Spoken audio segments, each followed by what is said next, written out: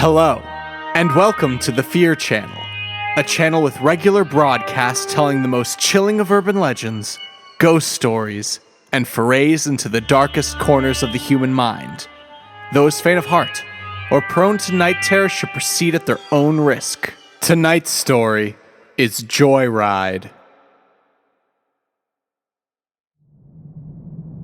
This is a story that's roughly a decade old. I was about 19 at the time. Me, my then girlfriend, our friend Tom, and his friend Matt were bored and wanted to go out joyriding. It was a pretty warm, clear night. None of us were interested in sitting inside. So we got into my old, beat-up 1995 Peugeot 107. We hit up the gas station for some supplies and decided to go to the lane where we would occasionally go. It was about 20 minutes outside of town, a tiny country lane. The woods blocked off most of the light from the town, too. Usually we'd stop after a while, so we could just sit up on the roof and bonnet of the car, looking at the stars and talking for a few hours. We drove down to the usual spot, and decided to take another lane off this one to find somewhere new. We head off for another 10 minutes, and we're well out into the middle of nowhere. After a while, we find a little clearing next to the road to park on. Nothing but woods to one side, and a field on our closest side over a hedge. The field is surrounded by woods, so we're not worried about getting caught out here or anyone finding us. No one uses these roads much, and we were practically on a bend.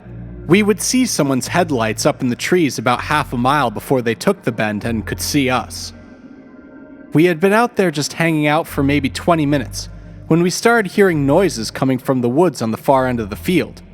It sounded like shouting. We can even see a few lights shining around in there. I remember it being weird, because after a while it looked like they started heading in our direction. They were still a long way off, and Tom and I stood on the car to see over the hedge. We figured they would turn when they saw us there, thinking they were just people out with nothing to do like us. Maybe that was true. Either way, they emerged from the trees. Their torches were pretty powerful, and the light was clearly visible all the way over the field. They stopped for a little while, but then started heading straight in our direction. I told my girlfriend to get in the back while we watched these guys come towards us. I tell Matt to grab the tire iron from under my seat, just to be safe. As they got closer, we could see that there were about 6 of them. Now I'm a pretty big guy, but 6 is a bit much. Tom and I decide we should get out of there and not bother with whatever they want from us. So we all get into the car and talk for a second about what these guys might want. They're still about 150 yards away on the field. So bailing quickly becomes the new plan. Find somewhere else to hang out. I started the engine and pull back onto the road. I take the bend and stop dead. There were about 8 or 9 people standing in the middle of the road blocking our way. Just standing, shining lights straight at the windshield. They were all wearing black jeans and black hoodies. I couldn't see any faces. The light was too bright. Too many shadows were being cast.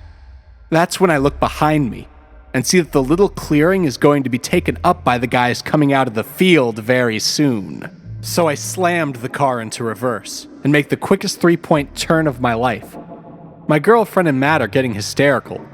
Tom is just focusing on the ones blocking the road. He tells me they're coming towards us. The guys coming out of the field start towards the car just as I speed off. We were panicking like crazy for about 2 or 3 minutes. We spent some solid time discussing who they might have been, and decided to just follow the road and find somewhere else to go. So we drive for about 10 more minutes down these terrible country roads, and find another good spot to stop. We're mostly laughing about it now. We're all teasing each other about how scared each one of us was.